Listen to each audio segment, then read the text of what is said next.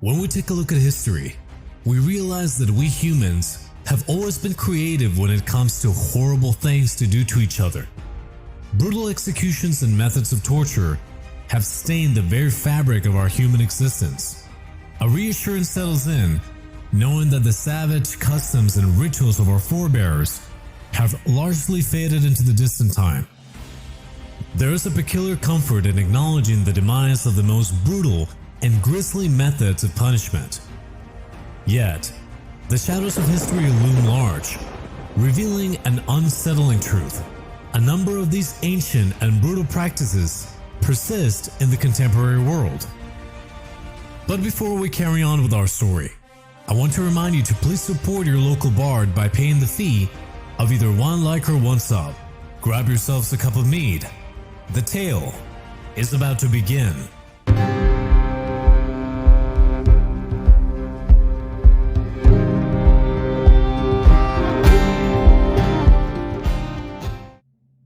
Blinding, or the removal of the eyes, was a punishment that many civilizations adopted.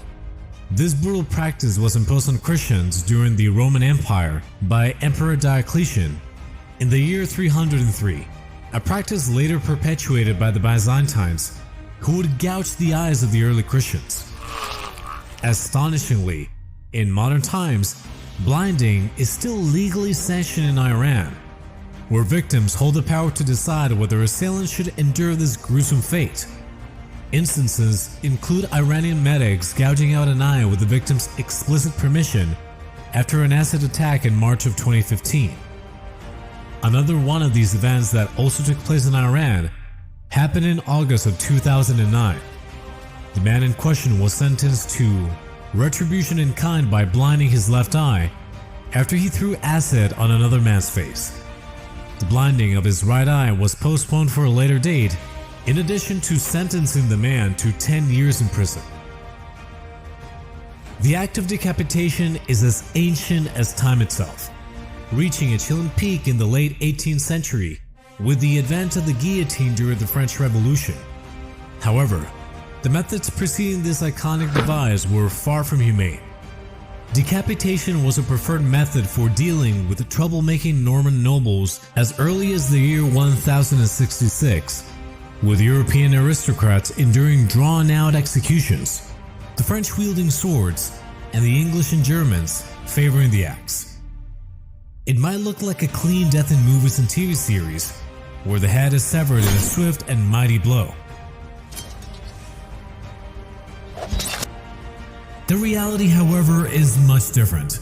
Severing a head is no easy task, often requiring several blows to complete the deed.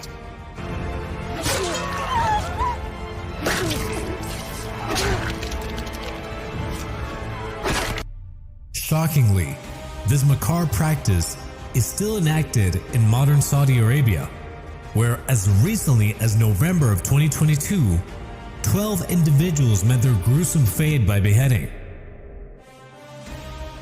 The history of flogging dates back to the age of the Roman Empire. This brutal practice unfolded as a theatrical spectacle involving the exposure of a wrongdoer's upper half, suspended by the wrist on a wooden post, rendering their bare back completely bare and agonizingly susceptible to pain.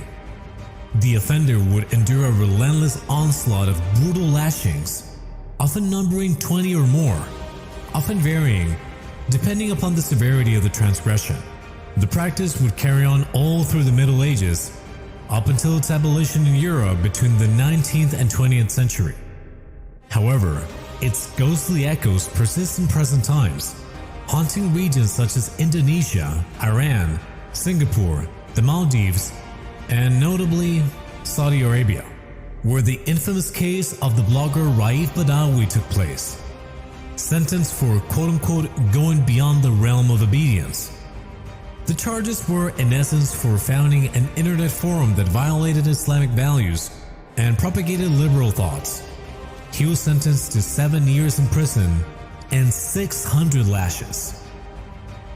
An old-time classical, burning at the stake, known as immolation, unfolded as a grotesque form of punishment in ancient times. Though often associated with practice in the Middle Ages, The form of punishment can date its origins to ancient Babylon. King Hammurabi talked about several crimes in which death by burning was thought an appropriate punishment. There is also evidence of the practice having been implemented in ancient Egypt. Senusret I, who was the second pharaoh of the 12th dynasty of Egypt, is said to have rounded up rebels in campaign and burning them like human torches. The practice, of course, carried on through several ages of time and was often given to women accused of witchcraft.